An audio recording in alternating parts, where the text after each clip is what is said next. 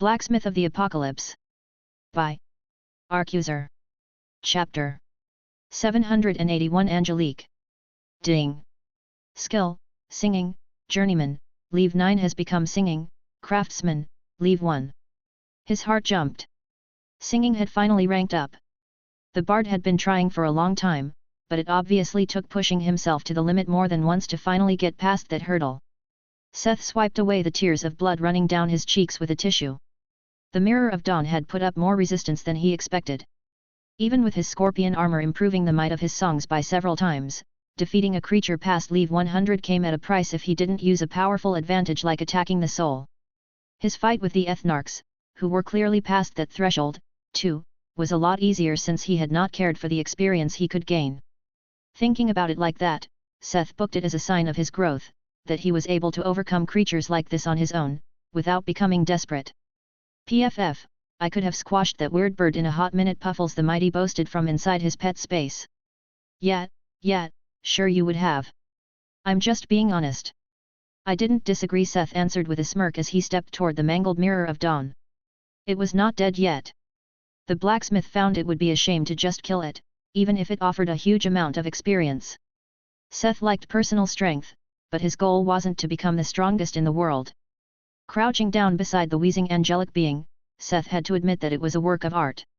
Its porcelain-like marble skin was a tough outer shell, protecting biomechanical insides. He touched her cold cheek, wiping away some of the blood with his thumb. Cold and tough to attacks, but still soft to the touch, it was very intriguing. Kill me already, she wheezed. She was barely holding on with a health bar of 15/1000 health. All right, but don't worry. It won't be the end. Seth answered her as he changed one of his Trignus gloves for the Wraith Guard. Her eyes widened in terror as he directly grasped for her soul. The soul struggled against the extraction, even stronger than it was the case for the 24th Ethnarch. It was tinged in a divine aura that tried to resist his soul capture. The blacksmith felt his leftover mental power draining quickly. He had spent quite a bit during his musical performance and had not expected for her soul to be able to resist in her current state. She left him no choice.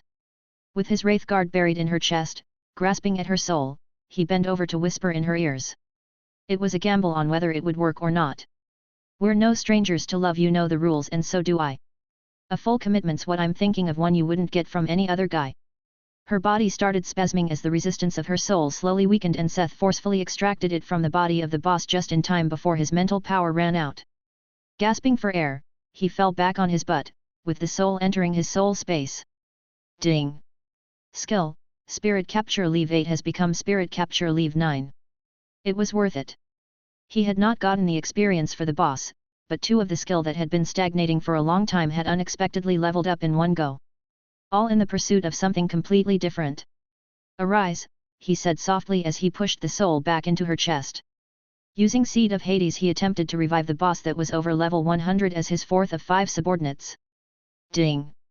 The being you are trying to revive has already begun to ascend to a higher plane of existence than yourself.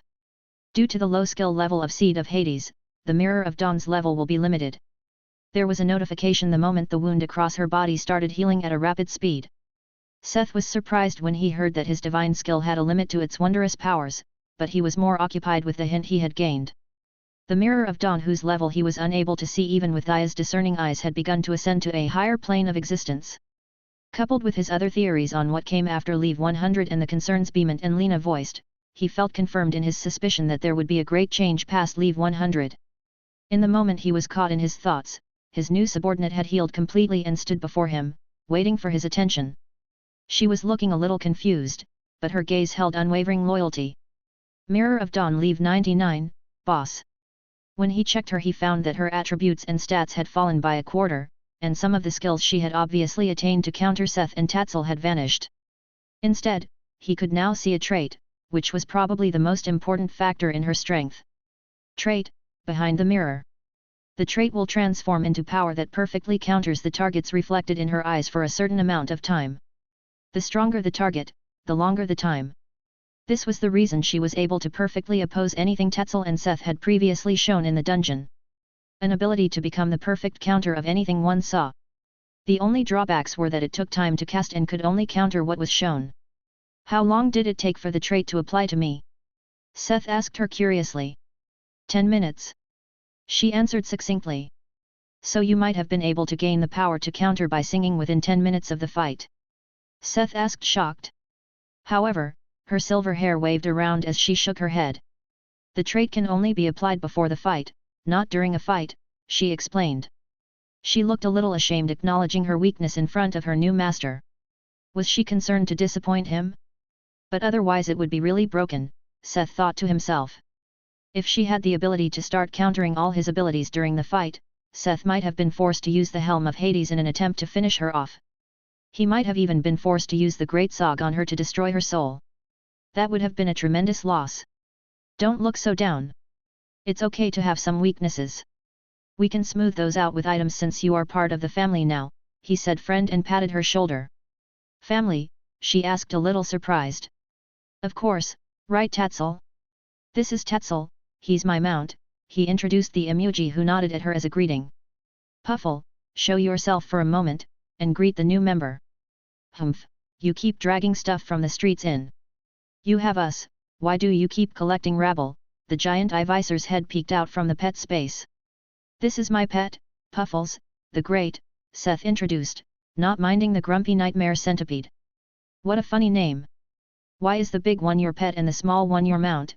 The boss blurted out. Puffles only gave her the grim look before vanishing. He's just a little older. I will grow soon enough. And I will be much bigger than Puffles, Mom, Tatzel explained himself to Seth for some reason. I know, Tatzel, I know, he placated the child and looked back to the mirror. Also, don't belittle his name, he chose it himself. A name, can I also have a name? She asked innocently. That's a given since you are part of the family now. Do you have one in mind, or should I try? I don't know any names. You give me one, she said eagerly all of a sudden. Was it him, or had her personality changed a little? She seemed much more innocent and less haughty than before. How about Angelique? It might be a little on the nose, but it's a very nice and easy to remember name, Seth suggested after a short moment of thinking. Angelique. I like it, she said with a radiant smile. Chapter 782. Point of no return. When Yule Cat's fur retraced their step back to the tunnel they had used to enter the second floor of the fungus forest, they found that it was not there anymore. In theory, it was possible for a dungeon to cut off a challenger's retreat, but they had not expected it at this point. Welp, I guess we are screwed. Lixis sighed dramatically. Should we just use home call? Mina suggested using the return skill to return to Mina's march. It might not even work. Do you think the dungeon wouldn't block home call, too? Bulko commented ponderingly. Even if it does, we have to be sure before we try it. The moment one of us is missing, we really have to return once and for all, Mike added as the team leader. We should try it. The dungeon is challenging us, we should show it who it is messing with. Finn said hyped. The fairy was against just leaving from the start. Seeing the dungeon acting cocky, acting like they were its prey, she was excited to power through. In her opinion, this was exactly what they needed, something that would push them to the limits and bind them together even stronger as a team. It was wrong to say any of them were keen on risking their lives, even if it was just in a dungeon, but seeing the current situation, did they really have a choice? Since there is no way out, we might as well go as far as we can, before trying home call. Shrugging her shoulders, Mina agreed with the brute. Mike sighed. Anyone against it? He asked only for the protocol. He could see the fires smolder in the eyes of Bulko and Lixis, even without them saying anything. Fine, then let's show them old who's boss. With the decision made and the motivation of having no way back burning in their hearts, they returned to the depths of the mushroom forest, to make the dungeon bleed and kill all its mobs. It had just been business up to now, but now it became something personal. Over the course of several fights against groups of the Fungus Knights where they tried different approaches, they found that Mina's Plague Attribute was the best way to deal with them. A boss like the Hyphen Hound had a high resistance to most status effects, but the Fungus Knights were only elite rank at best. Their strategy was for the party to fight the groups of knights, while Mina would use any chance to keep stacking the plague effect on the monsters. Bulko was in charge of keeping a close eye on the health bar of their enemies. When they got close to dying they would take their distance and leave it to the disease to take their lives. It was a security measure since most wouldn't even have the chance to explode when they died of the plague of Sekhmet. They still had to be careful during the fights. The knights used the spore breath less often, but it was much stronger than the attacks from the mushroom fiddlers. The only saving grace was that the knights were a little slower than the fiddlers, so they couldn't jump back and forth between the mushroom reefs and hide from their attacks. In exchange, their physical attacks were stronger, but this was something the party was able to handle. With the new strategy, they were also more confident in having their pets assist in the fights, bolstering their ability to tank and control the opponents. Although the fights were long, dangerous, arduous, and definitely not worth their time, when they looked at the experience they gained, they were not as dangerous as they expected. After getting used to the peculiarities of the dungeon and exploring the weaknesses, things were not as scary anymore. Still, they dreaded being hit by the spore clouds. It didn't just hurt, puking out blood and mushrooms was disgusting and traumatizing. The knowledge and sensation of mold growing in one's body and lungs was harrowing to say the least. It was hard to say how long they wandered between the mushroom reefs, but they had to camp at least once to lessen their fatigue and effectively regain stamina. It might have been 2 or 3 days before they finally found a second clearing. In the middle of the clearing sat a chubby amorphous blob with moldy fuzz growing all over it. It was shaped roughly like a turnip with deer horn-shaped mushrooms on top and 4 stubby legs at the bottom. It also had 2 chubby arms and a massive red eye in the center. Abominable mold mount leave 97, boss. It doesn't look dangerous. Lixis mumbled with emphasis on look. The red eye snapped around, staring in their direction. Well done, Lyx. Mike sighed. Any ideas what to do now? He asked in the round. The next moment dozens of orifices opened all across its fuzzy body and started spitting out little plush balls with red eyes. These miniature copies the size and shape of trash cans scrambled over the clearing bearing their huge fangs at the party standing among the reef at the edge. Mike gave a sign for a standard maneuver. While the party got in formation, Mina's shadow blades shot up from the ground, impaling dozens of the miniature version. Each died with the smallest touch in a huge explosion of spores blocking their vision of the clearing. Back! Back! Mike called, signaling his comrades to retreat away from the radius of the cloud. Further away from the edge of the clearing, they could see nothing of what was going on inside. These things are like remote-controlled bombs or mines. Bulko uttered concerned. One thing was clear to them, they couldn't fight those things in melee combat. These were the spores of a boss, probably one stronger than the Hyphen Hound. It was unlikely any of them would be able to endure being hit with those, no matter the buffs. Maybe I could wipe them out with a field of fire, or electricity. Lixis suggested something new. Not completely new. They had tried it before, but it had not shown much effect on generic mobs. Electricity was not her forte. She was still able to use it, but the magic was weaker and took longer time to cast, compared to her usual spells. I'm sure it didn't show much effect because the monsters in this place are just too strong, but that doesn't seem to be the case for these things. They die the moment they get some damage. Since debuffs like silence work to stop the self-destruction, maybe paralysis or stun would also work, the half-elf quickly explained her thoughts. Okay, do it. We will buy you time. Mike said in a hurry as the fuzzballs started emerging from the cloud, charging at them. Since Lixis was chanting, it was on Mike to try fire. Calling upon the power of Mahis, he used the flames of his blade to create a firestorm and shoot it at the jumping mines. Boom! Boom! Boom! A series of explosions threw them to the ground and fire, wind, and shock waves blew over them. Lixis' chanting was interrupted as she was catapulted through the forest like everyone else. Something they had underestimated was the effect of the chain explosion created by the ball's explosion and subsequently, the spore cloud they created also exploding, creating a wave of explosions that spawned more explosions by killing the other fuzzballs. Don't you dare use fire again! Mina wheezed, spitting out blood and mushroom pieces from spores that survived the explosions and were shit at them. Fire is out, I get it. Mike commented, trying to get back on his feet. Chapter 783 Fungustriant. Lixis. Lixis. Get it together. They heard Bulko from behind, hurriedly casting healing spells on the unconscious half-elf. Mike cursed. Lixis had not only suffered the explosion but also the rebound from failing to cast the spell. Even if Bulko healed her, she would not be able to cast spells in the meantime. Looking at the aftermath, they were not the only ones that had suffered. The explosion had properly cleaned out the spore cloud, all the miniatures, and part of the tree-like reefs, increasing the size of the clearing. The boss had also not gotten away unscathed. The moldy white-grey fluff it was covered in was burned black in many places. However, it was definitely not something they could dare to pull off again. The series of explosions was closer to an attack to deal the opponent 500 damage while they suffered 800. On top of it, the little health the boss had lost was quickly healing as the moldy turnip's big red eye looked at the party angrily. The orifices opened again to pump out fuzzballs. Any ideas? Mike asked Mina. Lixis was out cold for now, so her idea of a lightning field was out. The fire was also out.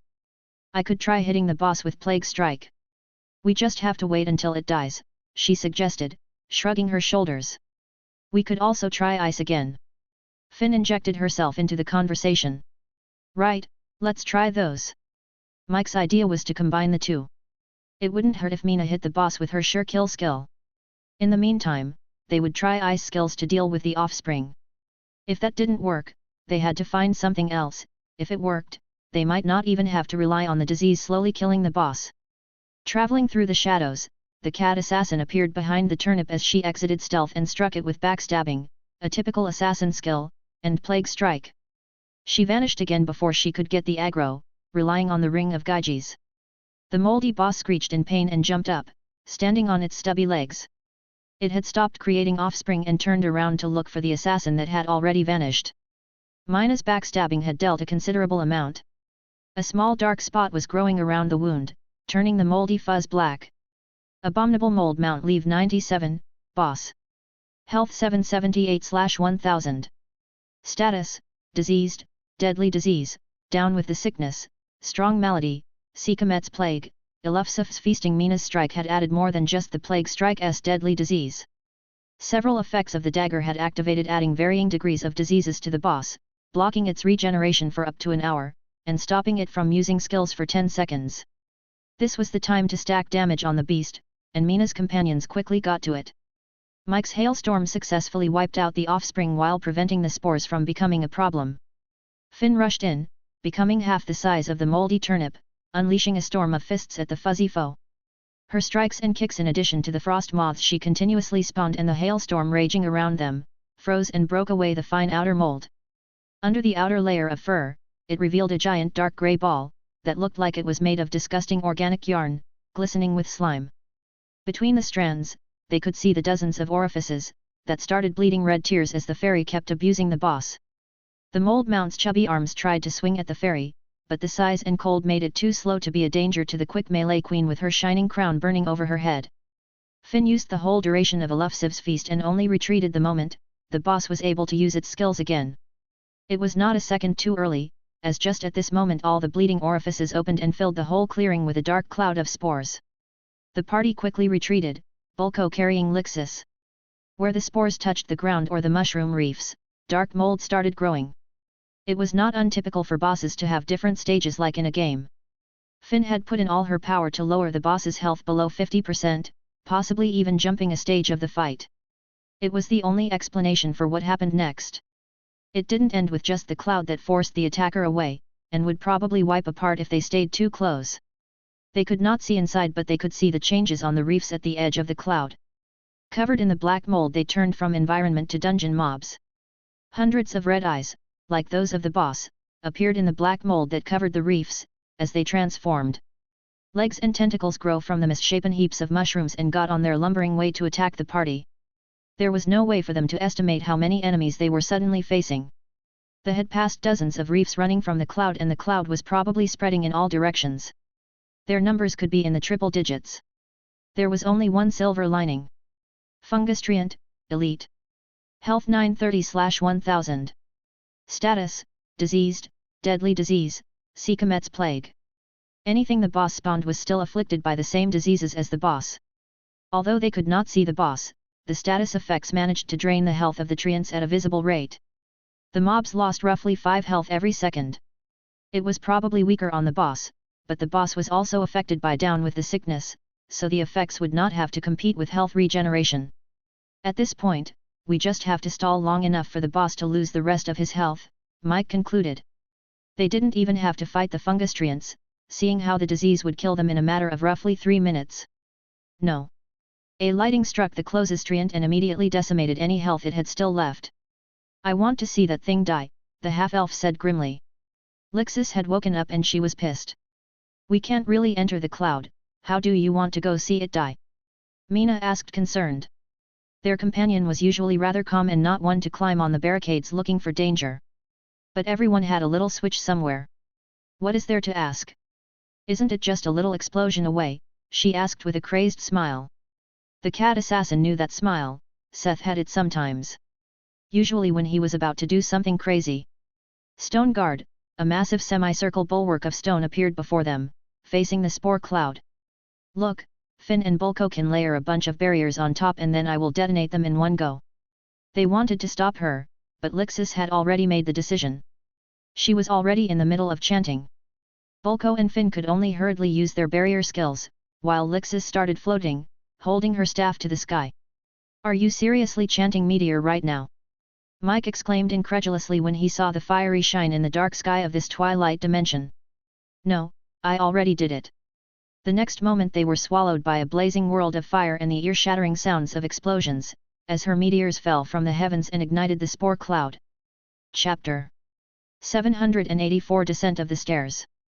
Lydia and the others frantically fled from the group of armored colossi that followed them down the stairs. They were able to use skills once in a while to make them stumble or fall, but there was no chance of fighting that group. All of them had at some point found a chance to summon their mounts, giving them a slight edge in speed as they descended the stairs. They quickly shot past the floor they had already emptied and soon returned to the floor they had originally entered. What now? Archer called out as they came to a crossroads. Would they try to return to the dungeon entrance to escape, or go down the stairs? It was a question they all had, but they had neither the time nor will to think about it, as it may have held a terrible conclusion. Jess and James had fallen down the gap between stairs. Nobody knew whether they were dead or alive. In the best case, they were somewhere on the lower floors, heavily injured. In the worst case, they were already dead. If they went down, the colossi would follow them. Even if they were alive, would they even have the time to help their comrades? The dungeon entrance on the other hand offered safety. They could survive at the price of abandoning their friends. It was conflicting and nobody wanted to voice their opinions, waiting for Lydia to make a decision. But there was nothing to wait for. The same moment Archer had asked, Lydia, riding a massive black wolf, had already descended the first stair on her way down. What are you guys so worried about? This is just a dungeon. If we die, but there is no reason to leave anyone behind. Also, do you really think we can outrun those guys on a straight stretch of land? She shouted brightly to lighten the mood. Right, they kept forgetting it was a dungeon. They would lose experience, maybe some equipment, but not their lives. The second part was also very convincing. It was better to lose their lives trying to save their comrades than trying to run away. Without even pausing, they quickly started descending the stairs further down. Their pursuers followed them 2 more landings, but on the third, the colossi suddenly hesitated. The group of 5 that had followed them all the way down here, were all Level 99 elite with slightly better armor than the guards. This group was standing huddled together on the third landing past the entry floor and none of them dared to follow them even one step further down. The party stopped 3 steps below this landing, uncertain of what to do. There had to be a reason why they stopped. Without their pursuit, it was not the best idea to keep brainlessly running down the staircases. They wanted to hurry and look for Jess and James, but if they met some danger on the way because they hurried too much, they wouldn't be able to help them anyway. There is an ominous aura around here. Maybe that is why they don't dare follow even further down. Azul suggested. On their way up, they had not felt any changes, but now on their way down the party had noticed the temperature dropping slightly with every floor they descended. There was definitely a change. Hearing Azul mention an ominous aura only increased their suspicions. It's not just the temperature. It's the darkness. Ferdinand, their priest suddenly exclaimed like he had an epiphany. We may not notice, because of the night vision, but on our way up, the place has gotten brighter, while on our way down, it had kept getting darker. The ominous aura Azul mentioned it is the power of darkness and death, the priest explained his theory. They had entered an abandoned floor, filled with decay and pests. The next floor above held a bunch of poor inhabitants. The next floor above that, they already faced armored guards. Maybe this place is set up like a castle of giants. The floor we emptied might have been something like the servants' quarters. Afterward, come the guard quarters, or maybe the guards are blocking the way to the better parts of the castle. Then what is it about these floors? Why would they abandon them? Archer asked clueless. However, Phaenis and Doha had a dark impression.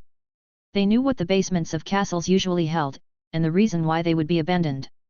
The dungeon, the crypts, coupled with the aura of death, this dungeon emulated a castle where the basement had been claimed by the undead. Doha mumbled his conclusion. The dungeon in this case was a real dungeon, for prisoners and torture. It also was not unusual for the owners to have the family crypts below their ancestral homes. The basements of castles becoming infested with undead and being subsequently abandoned by the inhabitants were not unusual in other worlds. Often it was the reason why some castles were completely abandoned. That's also my guess. The reason they don't dare to follow us is because they are afraid. The priest said happily, but his face soon fell, when he realized what he had just said. The terribly strong guy that had been running away from, were afraid of this place. This was more than enough reason to be worried. Oh, of course this could also just be a dungeon setting, right? The things down here won't be necessarily stronger than those elite guards, right? I wouldn't count on it, Phaenis said grimly. Okay, everyone calm down. It's not like any of those guys would be a problem for us if we can lure one at a time. As long as we don't meet a group, we will be okay, Lydia called for order. For now, we are only going down the staircases and look for Jess and James. There shouldn't be any mobs on the stairs, so we won't have any problems. I have an idea. Azul suddenly exclaimed. How much rope do we have? Maybe we could rope down to the next landing. It might be faster this way, the Chimera suggested. Well, it's worth a try. Everyone, take out your ropes. Rope was one of the inventory slots any adventurer gladly sacrificed as a permanent item to have.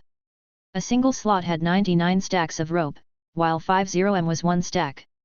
It was as much rope as anyone would need. The question was only how much one was willing to purchase to take along. Each one had at least 200M of rope supplied by Minas Mar in addition to their private supplies. We should have more than enough to get down by several landings in one go, Doha said. On that note, I would suggest that we don't go down as a party, but we should let Lydia down on the rope, the tiger suggested. Wait, why me? Lydia asked, surprised. You are the only one among us who had the stealth skill. If we let you down on the rope, you can take your time looking for the other and possible dangers, without being in danger yourself, he quickly explained. Despite sounding like they were going to use her as fishing bait, its reasoning was sound. Fine, let's go with that strategy. You let me down to check the next few landing, and I will check for danger, Jess and James. When things are clear, you come after me. Alright, we will stop every 50M for a minute. Don't tuck and we give you another 50M rope. Tuck once to tell us it's clear, 2 to pull you up and 3 if you see. They were in the middle of making up the signals and preparing Lydia for the descent when they suddenly heard an explosion in the distance and a small blip of light lit up far below them in the darkness. Well, I guess we can skip the first few landings. Give me as much rope as you can. I bet the blip was Jess. They came up with a new signal before Lydia was hurriedly lowered into the darkness by the party. They didn't what Jess was battling in the deep, but she probably needed their help as soon as possible. Chapter 785 Bonk from above. She could only remember the warm voice hazily, but it had promised her power and now she felt it surging through her body. Hot, seething fire was flowing in her veins and burst outward, blowing apart the melting lump of steel that was pressing down on them. Jess! James wheezed, with the pressure suddenly lifted from his shield. He could feel her fire flow through him, but this time it was slightly different. He was not just healing thanks to the trait he gained through the ring. The knight felt his body become stronger and faster. He remembered what he agreed to when his mind was on the edge of blanking out. His body was also filled with power and it kept becoming stronger in her presence. In the light of her fire, the loose dirt they stood on started burning, and, the surrounding were illuminated by the expanding fire. Through the curtain of fire and smoke, he saw massive white pillars in the distance appearing from the darkness. No, not pillars. They were the bones of 2 gigantic legs that vanished into the darkness above them. Jess's legs were shaky and James had to support her after the massive outburst of power. Looking at her, she was covered in an aura of fire, as if her body itself had turned into fire. Weirdly enough, her fire did not burn him. He could only feel strength continuously seeping into his body. Are you okay, Jess? He asked worried. Yeah, I'm fine. I was just a little overwhelmed. Did I do that? She looked around them. The whole plain surrounding them was covered in a carpet of flames giving off a golden shine. A shuffling and rumbling reminded them that they were far from safe. The passive bone pillars were moving again. They heard the whoosh of something massive creating a storm above their head before dark winds descended on them and the fire. It was a murky, sticky aura mixed with the wind, and it seemed into the ground while suppressing the flames. "This isn't good," James mumbled when he saw the floor starting to move. All around them, the loose dirt started squirming and things surfaces from the ground. Appearing all across the burning field were the remnants of pests and adventurers that had fallen down here, and turned into undead. Hollow shells of giants, bugs and spiders, humanoid corpses in various states of decay, but also skeletons of monsters, some complete, some an amalgamation of bones that did not fit together at all.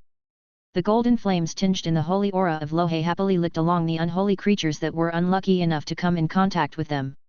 Weaker ones were directly turned to ashes, others withstood the flames with their murky aura. They all ranged in the late Leave 90s. It was a horrifying sight, but the eyes of the couple were affixed to the one that had revived these things with a way of his broken sword.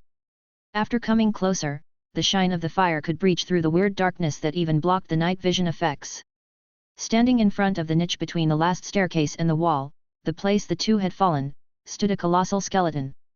Its rotten bones were covered in a rusty mail shirt. There was a helmet on its head and the rest of a shield hanging from its left arm. The niche was too narrow for it to come in, so only its right arm holding a sword was reaching for them. At the very top of the sword, they could see that the tip had broken off. It was still glowing a dim red. The skeleton colossus tried to enter the niche, waving its sword, but it was its toxic breath alone that had revived all these undead, that were just minuscule pawns compared to the giant monster. The two looked each other in the eyes and came to a decision without talking about it. Jess jumped on his back, while James started running towards the back of the niche. They ignored the undead awakening from their slumber for now. The main objective was to get away from the skeleton's reach. The smoke and fire didn't faze either of them, as the knight tried to stay in the areas of the fire where the undead couldn't touch them for now. He did that until they reached the further end of the fire field towards the wall in the back of the niche. "What now?" Jess asked out loud when they stood with their backs against the wall. The shambling undead that looked like a mix of dead insects and kitchen scraps that had fallen down here, were closing in on them. They realized that both had finally gotten their chance and had been chosen by a couple of benevolent gods, but it didn't change that they were already fatigued. James stepped in front of Jess. "Of course, we will defend ourselves here until they run out of corpses," he answered her confidently, but they both knew that they would probably run out of fuel first. They held little hope, facing the growing hordes of beasts. "That's a great idea. Afterward, we will hit the big guy stuck in the gap." Surprised, they looked up, to see Lydia descending towards them like an angel. Gracefully she was lowered with a rope. It would have been a great entrance when the wind of the waving sword had not suddenly smacked her against the wall, after which she fell down in the dirt beside them. "This mother," Lydia cursed. She was mostly unhurt, only her pride had taken a fatal hit. Her cool entrance was ruined by the flailing skeleton soldier the size of a skyscraper. With a quick look, Lydia judged the situation. Although they were holding on, Jess and James were not in a situation to defend themselves. She pulled out the bat, as tough steel blue fur broke through her skin. "You two stay behind me, the others will come down soon," she ordered them, as she turned into an over 2-meter-tall lycanthrope. Since James didn't seem overly reliable in his current state, Lydia decided to take over the melee combat instead of using the bow. Lydia's tall slender figure blurred in front of their eyes as the closest undead got bashed their head in by her holy club. Even when the undead were in their late Leave 90s, they were not even elite-tier mobs. They stood no chance to the power of WebNovel's chosen. Gravity Bat allowed her to wield her bat with incredible speed, force, and precision. Half her hits carried a death attribute aura, which contra-intuitively worked just as well against them, as the divine aura of the bat. Seeing Lydia go wild on the army of the undead, James and Jess slowly started to relax. A glint of hope had finally taken a seat in their mind.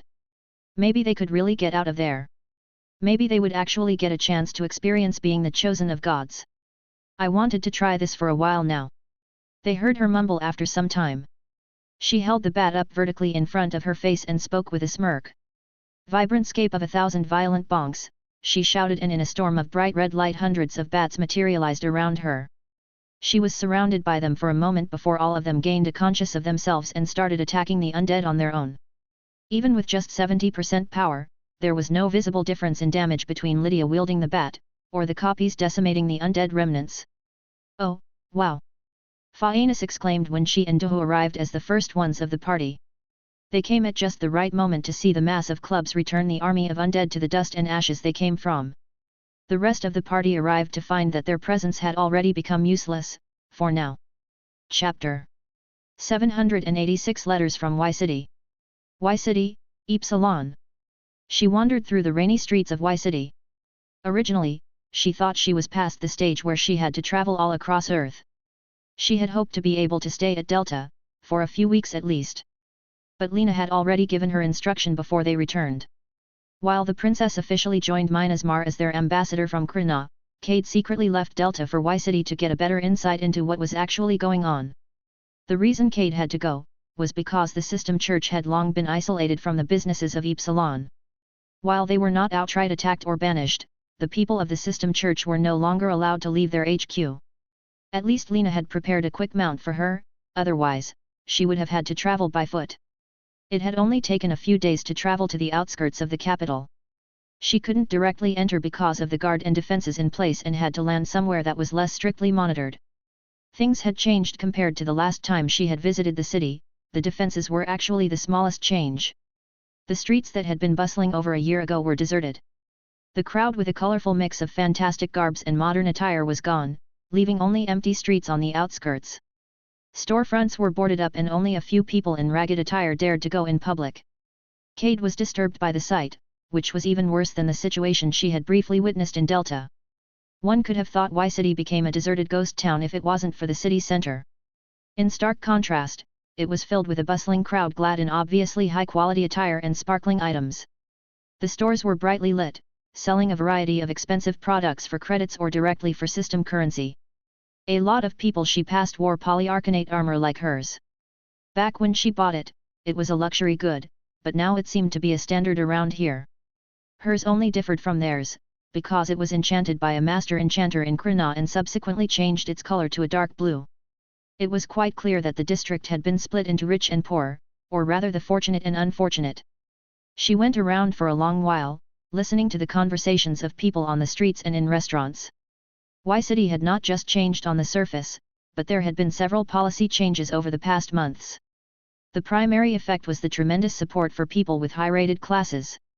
On the surface, they created a dynamic to make people strive to improve themselves, but in reality, the populace was bled out to subsidize the few that were lucky enough to get stronger classes. Shortly after her arrival, she got a letter from Lena through the System Church. The reason they didn't use the communication orbs was that the princess had a suspicion and worried their communication could be tapped into or Cade could even be located. They had more trust in the Rakshas's ability to hide her presence when entering the System Church.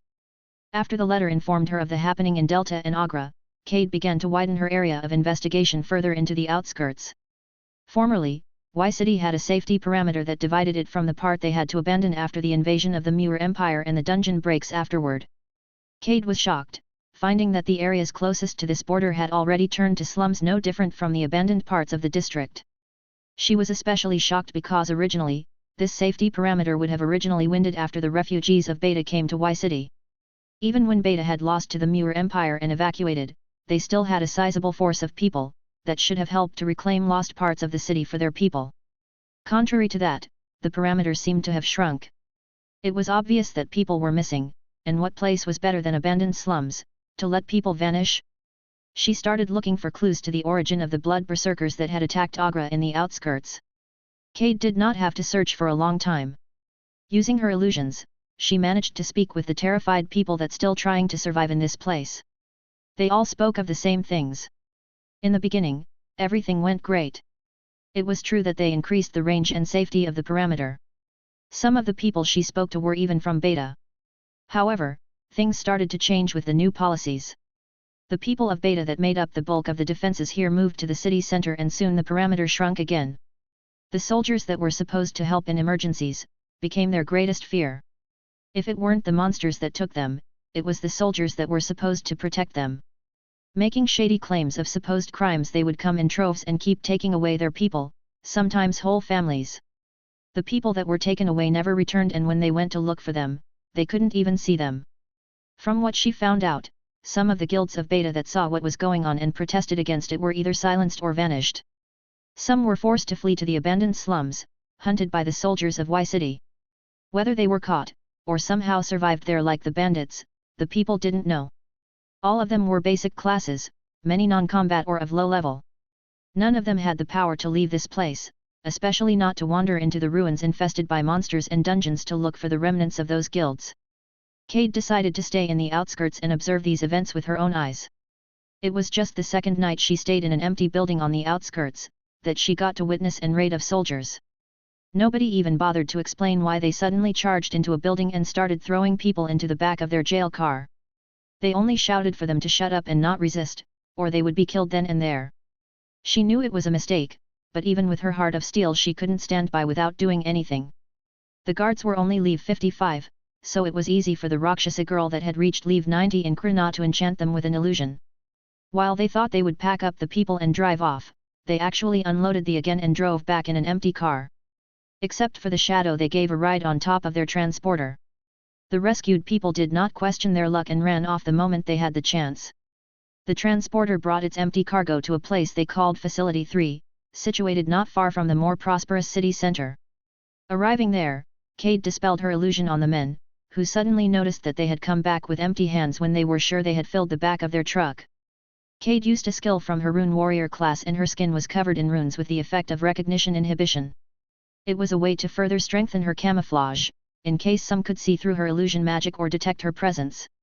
As long as they were not several times stronger than her or her skill, they would turn to ignore her, since they would be unable to recognize that something was there. It was similar to forcibly creating a blind spot in someone's mind. Hidden by her skills, she entered the facility for further investigation. What she found was a place that functioned as a massive prison. Almost all rooms she came by were repurposed as prison cells, and the people were jammed into the cells like canned sardines. With growing displeasure, she continued to explore the facility. Chapter 787 Letters from Y City, 2. She heard someone speak softly from the corridor ahead. Following the voice she found one of the doors opened. The people inside calmly stared into the distance with empty eyes. A man had entered the room and seemed to examine all the people inside. "Come," he said after a few moments and signaled for 3 of the people inside to follow. One was a boy, maybe 6 years old, even in a trance he held onto the girl that also stepped out. She seemed to be in her teens, maybe his sister?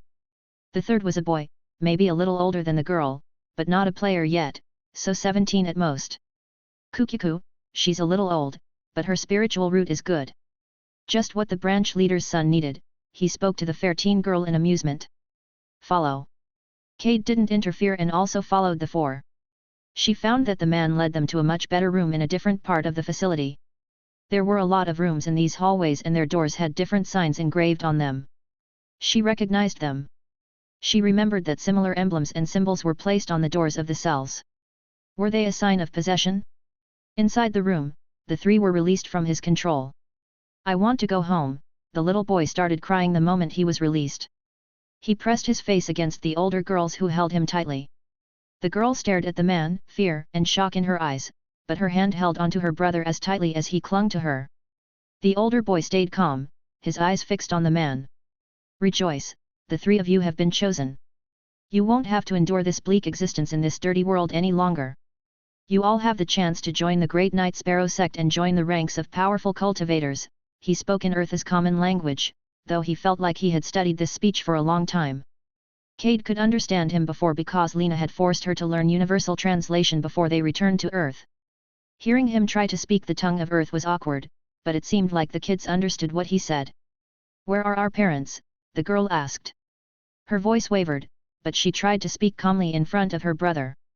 "Forget them. Cut ties with your secular life.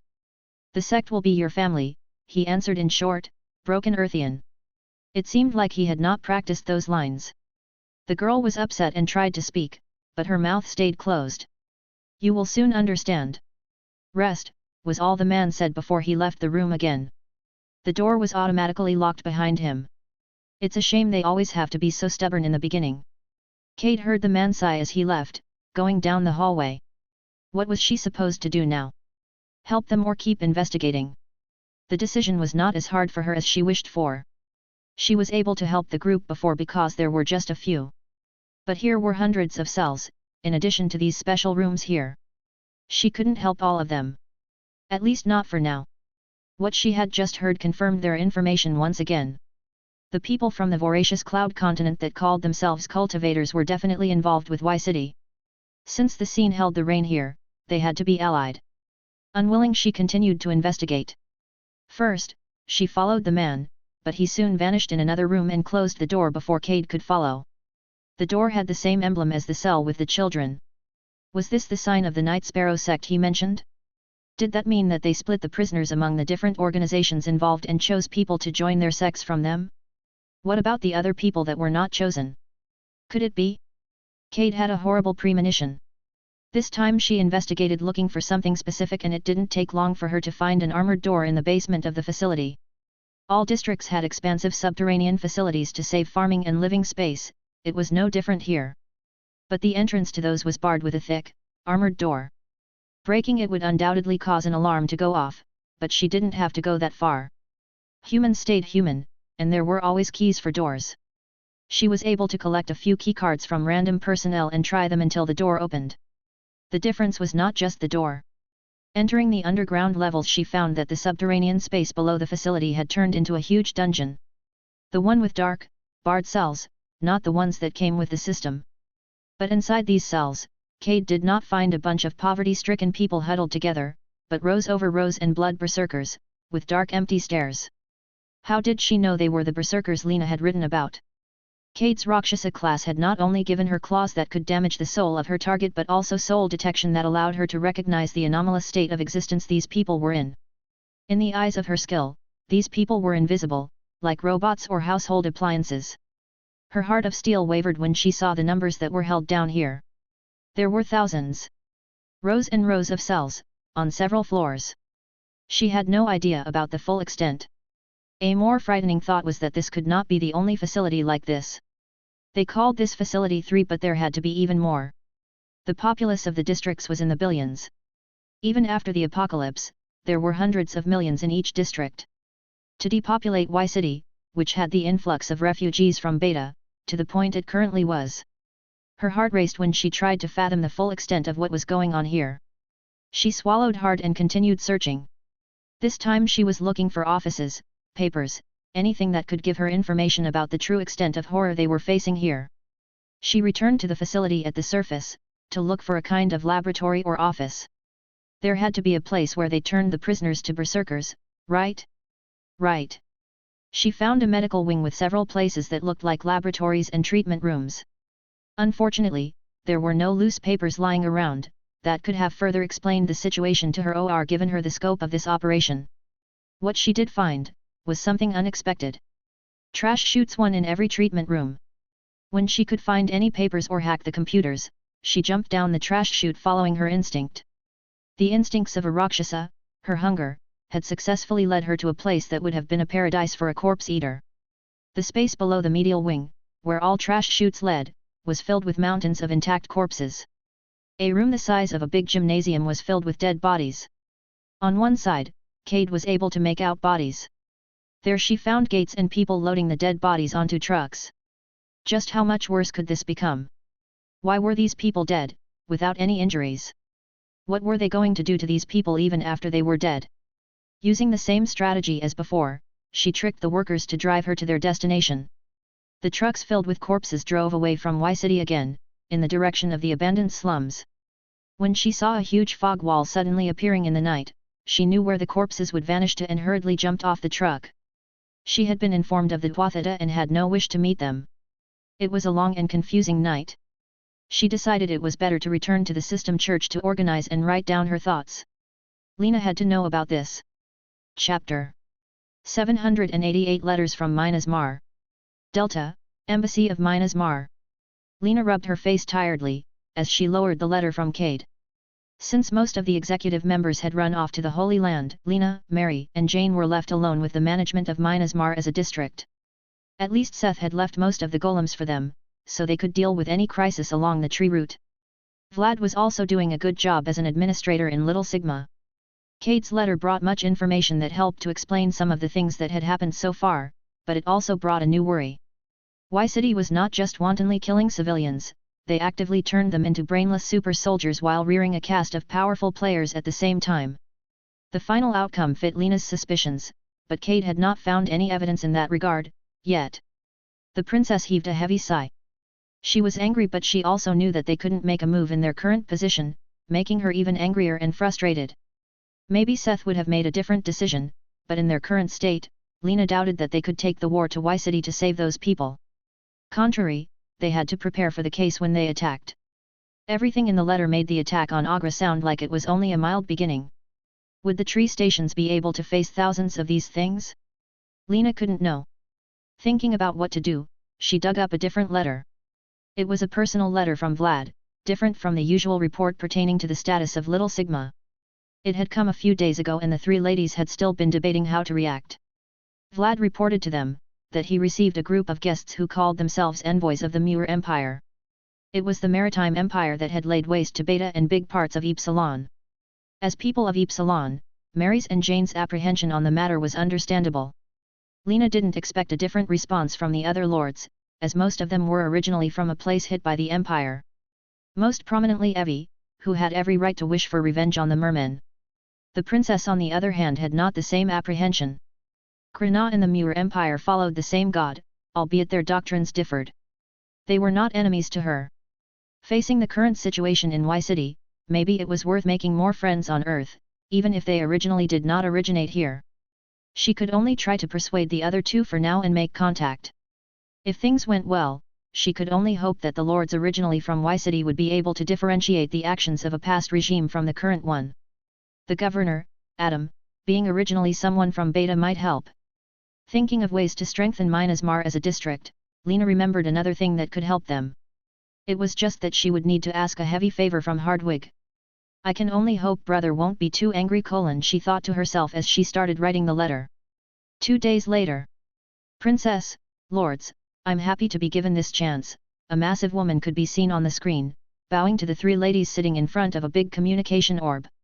She was massive, with mountains of muscles, but without losing her feminine shape, as not just her muscles deserved superlative adjectives. Overall, her figure was imposing to say the least. Governor Adam of the Muir Empire chose me and my party to seek help in the effort to rebuild Beta as a place where the people of Earth can live in peace again. The side cut with bangs gave her an adventurous look, more fitting a warrior than an envoy. Her speech and mannerism were a little clumsy but genuine. The three had enough experience with people to know that this woman was a no-schemer, maybe even a pushover. I have heard and seen a lot during our travel along the tree route to Little Sigma and came to believe Myanmar would be the best trade partner to ask for help, she continued to explain her matter. To sum it up, the Muir Empire in Beta wanted to employ the people and skills of Little Sigma to reclaim at least a part of Beta and repair the local infrastructure as well as to help install barriers and other fortifications. So, you are asking us to help you create a bridgehead for a force that has already proven to have aggressive tendencies? Jane asked grimly. I'm sure Governor Adam would also be open to talking about a connection to the tree root. We would appreciate 1 or 2 of those giant trees in Beta. Would you still worry then? She asked innocently, offering to technically place nuclear warheads in the middle of their territory as a safety measure. Jane, Mary, and Lena stared at her surprised. Of course, the trees were not omnipotent, but even the fresh seedling was comparable to a Leave 90 giant raid boss. Once they fed themselves and grew, they would be even stronger. If they really fell out with Myanmar, the amount of power it would take to get rid of the trees was terrifying. Are you saying this in the full knowledge of what these trees are capable of? Lena asked her doubtfully. Oh yes, I'm counting on their power. Please believe me, and Adam, if I say that we would welcome it if you destroy the forces of the Muir Empire if they ever try to invade past the borders of Beta 2, she answered with a bright smile. And what do you offer in exchange? Mary asked intrigued. She saw the worth in the offer. It wasn't just rebuilding Beta and setting up a new settlement for people outside the reach of the scene. After Lena had shared the information from Y City, a potential ally like the Muir Empire became much more attractive. Apart from reinforcements, there was also the potential trade potential with a force apart from the Krana Empire. The more trading partners they had, the more prosperous Myanmar could become. There was a lot to gain as the lifeline between the districts. The three were convinced to look at the proposition positively and they started discussing the alliance in earnest. At this point, however, Beth stepped out and other members of the envoy party talked about the business side of things. Krana Palace, a little later. Hardwig was scratching his head wildly as he mumbled to himself. Really, Lena, what are you doing? Not just the blessing of the system is one thing but this. With a big sigh, he put down the letter from his sister and thought about it for a long hard while. He would have simply said no if it was just Lena's request, but the information she shared made it a difficult decision. He stood at a crossing whether he would pull out now, or support Mina's Mar in Earth. He finally stood up and walked to Krana's Imperial Administration. This was the place that organized the administrative tasks that needed the direct input of the Imperial family. Your Highness, the clerk asked, seeing Hardwig visit so late in the day. Show me all emigration requests from Kavati Koinen. There is only one, Your Highness, the clerk said after a moment of looking it up. Grant it, the prince said, after a cursory look to make sure it was the right one. Ah! Is there a problem? I'm granting it with my authority as an aspirant to the throne. I'm sorry, Your Highness. That's not what it is. This request has already been granted a couple of days ago, the clerk explained. Someone already got ahead of him? But who? It only took a moment for Hardwig to see who gave the permission. Seems like father also made his choice. He mumbled before leaving the administration. Although Krana preached neutrality to local conflicts, even they acted when things got out of hand. Even if it was only in the shadows. Chapter 789 Shay's Shine. Team 2 led by Monique pushed forward, deeper into the elemental gorge. Although every new layer came with new obstacles, after exploring the weaknesses of these elemental foes, they had no problems in quickly coming up with new strategies. The biggest hurdle were still the airheads that kept appearing intermittently, however, they were able to manage the earth and waterheads even when they appeared in stronger variations like granite and ice. Following the theme, it was obvious what had to appear as they got closer to the glowing sea of magma at the bottom of the gorge. It feels like we are back in the Dragon Newt dungeons. Ray commented on the change of the environment. Down here the caves and tunnels resembled empty magma channels, with the rock walls still glowing red. In this situation, they regretted not having a dedicated healer. The air in the tunnel was so hot, that it was hard to breathe. They had experienced this in the Dragon Newt dungeons, but it was another step up. Most priests had a buff that could raise elemental resistance, but in their party Ray, the shaman took on the role of their healer. A shaman had a lot of skills for offense and support which was great, but lacked behind in support, compared to a dedicated class. Not to mention that his skills were inherently weaker, stuff like elemental resistance up or fire resistance up were only level 1 since he seldom trained them. So they had to simply endure the heat. What appeared when they entered was what everyone expected. As if the heat wasn't enough, it rose again when a flaming figure stepped in their way. Its body seemed half solid and half made up of pure fire. The rock under its feet quickly started glowing red and turned to lava. Inferno Soldier Leave 97, Elite.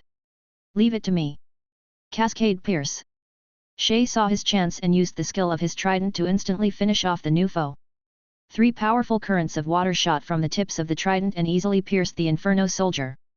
It worked, the monster's health quickly depleted, gaining them a chunk of experience. However, the water crashing into the mob and the walls behind it quickly created a wall of boiling steam that instantly filled the tunnel. Tecker raised his barrier and Shay and Allison created water shields to stop the billowing steam from the party. Had they been a second late, they might have suffered scalding all across their bodies, maybe even their throats and lungs. I'm sorry, Shay apologized ashamed. He had acted without thinking and placed the party in danger. Well, you were lucky and nobody got hurt. I know you are eager, but let's think about what to do a little longer. Monique saw that he learned his lesson and decided not to scold him too much. As dumb as that was, I gave me a good idea, Allison spoke up. Since the magic can interact with the environment here to create steam, can't Shay use ice magic to cool down the tunnels? Then the danger of a steam explosion will also be a lot less when Mr. Quickshot acts up again, she explained, not without a little dig at Shay. This time it was really Shay's time to shine. Following Allison's suggestion, the water mage began continuously using Ice Field, a spell that let you slow the enemy and deal a small amount of damage. This had worked great on the upper floors to hamper the stone and waterheads. Here did nothing but cool the temperature in the tunnel to an acceptable limit, while pulling the heat out of the rocks and floor around them. This way Allison and Shay did not have to be careful when using water and ice magic for attacking, while the others kept the attention of the Inferno soldiers that kept appearing as they continued. The only drawback was the mana consumption. Ice Field was not the most expensive spell, but Shay still had to keep drinking mana potions to keep casting the spell and take part in the battles. It was a good thing that Allison was a walking potion vault.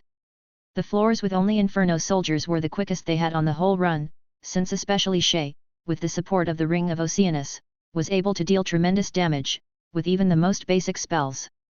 When high-ranking Stoneheads and Airheads joined the Hotheads, it became a little more difficult for the party. One could easily block the water spells, while the other could fan the flames, making for a strong combo. Even Tekker had a hard time blocking all the time, especially since they had to look out for the solo attacks of the Airheads. Compared to the upper floors, the level of strategy and teamwork the enemy showed was a lot higher. With the enemy often outnumbering them, the team fight ended up becoming quite stressful and they had to take breaks after each fight. "I might have an idea, but it might not work," a sweaty Shay suddenly said during one of the breaks. He had learned his lesson and decided to talk about TI before simply trying it. "You guys know that the Ring of Oceanus gives me the ability of aquakinesis, right?" he asked carefully. "Yeah, but weren't you unable to control it?" Jonah asked from the side. The swordsman was right. Even when Shay was under the influence of Seth's ballad, he had been unable to correctly use aquakinesis. The ability the ring granted was level 6 and needed immense willpower to control correctly. There was also a certain dissonance since the ability was bound to the ring and not himself. "Right, but I think it's worth giving it a try. I collected my attribute point for a while now and can raise by willpower by a chunk. I don't need to be able to do it perfectly. If I just manage to control the water somewhat directly, instead of shooting a spell, I might be able to get past the defense of the Stoneheads and eliminate the fire guys first," he explained his idea. "Sounds like a good plan, at least I don't see why we shouldn't try. Do you need us to do something?" Monique asked. "You just need to buy me a few moments to summon enough water I can use to control, since I doubt I can use aquakinesis directly on my spells. I have no idea how Seth does that with fire." He ended with a mumble that could be him trying to explain himself, or just him being a little jealous. "Well, don't worry. Seth's skills grew with him, it's no wonder you can't copy what he does," Allison gave a rare word of encouragement in her monotone voice. "Kind of encouraging at least." Having come to a decision, they ended their break and walked on and soon got a chance to test the new strategy. On the way, Shay put all the attribute points he had gained over the past levels into willpower, making it his second strongest attribute with a 243 base value. With the additions of his equipment, it was in the 350s. While the others bought him time, Shay started chanting. He returned to the basics, creating the most basic spell, Water Ball. With his level in water magic being of the craftsman tier, it was easy to manipulate. Instead of putting mana into speed to increase the force of impact, Shay pumped in mana to increase its size and generate water. In theory, he could have used aquakinesis to pull water elemental energy from the air, but it was impossible in this environment. Even plain magic was impacted by their environment, but his equipment Bony could more than outperform the environmental debuffs. When the water sphere was the size of a gymnastics ball, he finished the spell. The moment the magic ended, he tried his best to grasp the sphere with his ability, and this time he could truly feel a connection with the water, grasping it with his mind. He felt that he could manipulate its shape, but he didn't. He kept it as it was and shoot it towards the enemy, looking like a simple, big water ball spell. Nobody even bothered to use a magic defense. One of the beings covered in granite shells just stepped forward to block the spell with its massive torso. It was this moment. With a twist of his wrist, the sphere turned into a stream of water that circumvented the stonehead without even touching it. The stream split into two and continued to envelop the Inferno soldiers in the back. At first, he tried to envelop their whole bodies, but he quickly found that the water that came in contact with them boiled like crazy. Seeing that, he enveloped only their head, with a massive bubble of water each, acting like a heatsink and slowly drowning them. It even hindered them from using skills, as they were busy dying. Seeing the two in the rear drowning, the airheads and boulder boys tried to help their companions, but neither could do a whole lot against the water. It was their turn to have the insurmountable elemental advantage. It was safe to say, Shay's new attack was very effective. Chapter 790 What's the water like? They all heard the announcement. After everyone in Monique's party finally found a foe they could shine against, their strategies became more refined and they quickly worked their way through the maze of tunnels, further into the deep. Being sieged by a horde of enemies, with the gates to a boss room in their sight, they all suddenly heard the announcement that they had leveled up. Driven by the good news, they renewed their efforts and soon cleaned out the area in front of the gate. There were a lot. It's a shame they don't drop anything bust these crystals, Tekker commented, as they spent some time picking up what was left behind by their attackers. The ground was littered with small crystals. For the third time, they are elemental nuclei, Tekker. Even if Seth doesn't want them, they have a lot of use for alchemy. Now keep picking them up, Allison scolded from behind. The alchemist had been quite happy when the elites on the lower level started dropping relatively pure materials for elemental potions. Bad news, looks like we have a problem. The door is secured by a lock. Allison, come take a look. Monique interrupted them. While the rest had been busy picking loot, Monique had taken a look at the gate to the boss room. The gate was covered in murals of the elemental people they had met so far. It seemed to tell their history and there were 4 distinct recesses. Oh no! Allison mumbled when she looked at the door. It's what I think it is, right? Monique asked, hoping for Allison to deny her worries. Yeah, it's what it looks like. A puzzle door and we probably need 4 keys from somewhere in the dungeon, the alchemist confirmed her worries in a defeated tone. God, I hate puzzle doors! Ray exclaimed from behind. That means Tekker began his question, but Jonah interrupted him with the answer. Jep, backtracking. We have to find the 4 things that fit those recesses. A quick guess would be something that has to do with the elements. In each elemental area the swordsman gave his guess. Jonah had played his fair share of games himself, but they had ample experience with dungeons that also relied on puzzles to keep the adventurers from entering the final boss room. Enough for every member of the party to hate them, as it usually meant a lot of searching and backtracking. A big waste of time. We could just skip the boss room and look for another dungeon, Shay suggested readily.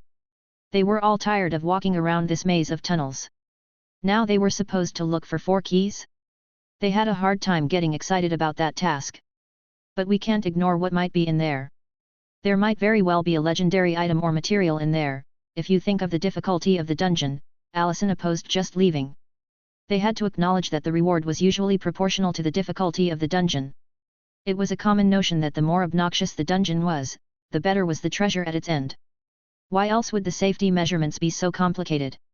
Fine, let's try at least, before we give up, Monique decided with a shrug, seeing the sudden glint in her party's eyes.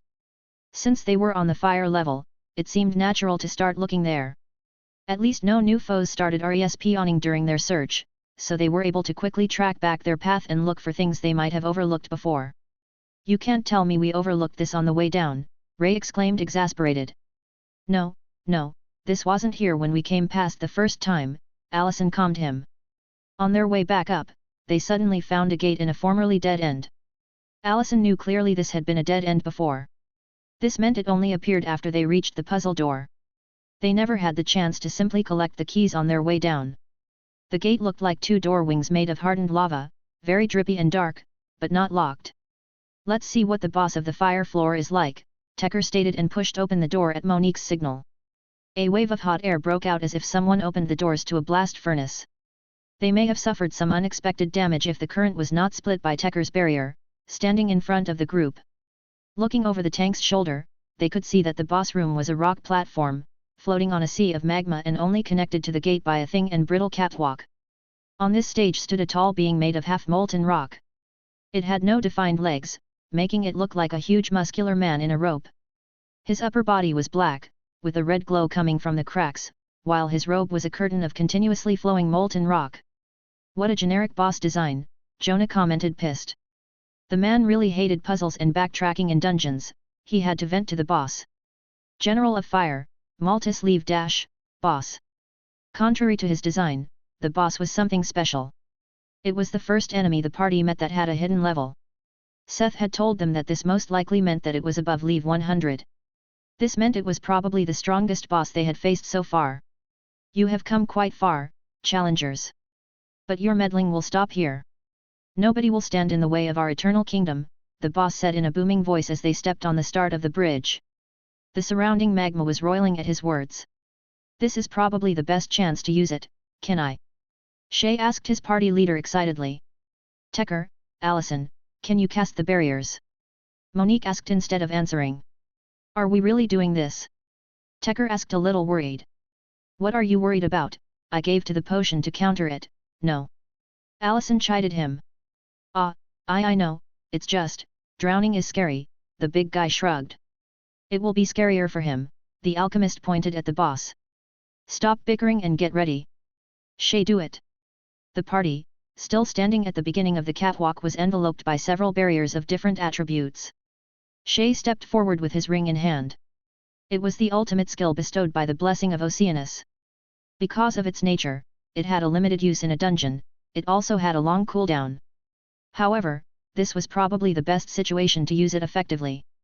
To wash away and consume everything the flood, he chanted, holding the ring at the edge of the shield. What is this nonsense? Maltus exclaimed, but it was too late to stop was coming. A huge whirlpool broke out from the ring and the world drowned. Steam billowed as masses of water flowing from the ring filled the boss room. The party could only see the boiling water rising at the edges of their shields and listen to the angry bellows of the boss. Soon the boss's room was filled with water, but the stream from the ring did not stop. Their vision was not good in the turbulent water, but the formerly bright boss room had now turned into a dark underwater cave. Dim orange light illuminated the scene from the few cracks in the solidified magma. Stop it, Shay. This is enough, Monique told him, but the water mage had no method to stop the skill. Once invoked, it had to be completed. This means this is a competition between Tekker's shield and the gates of the boss room, Allison summed up the situation.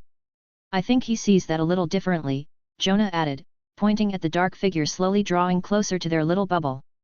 A banner of dark smoke followed him in the water. General of Fire, Maltus Leave Dash, Boss. Health 730/1000. Status, Freezing. As the boss got closer, they could see his health ticking down by 5 points per second, but it was not quick enough to kill him before he reached the party. If the boss managed to break their shield, they would be forced to fight him underwater.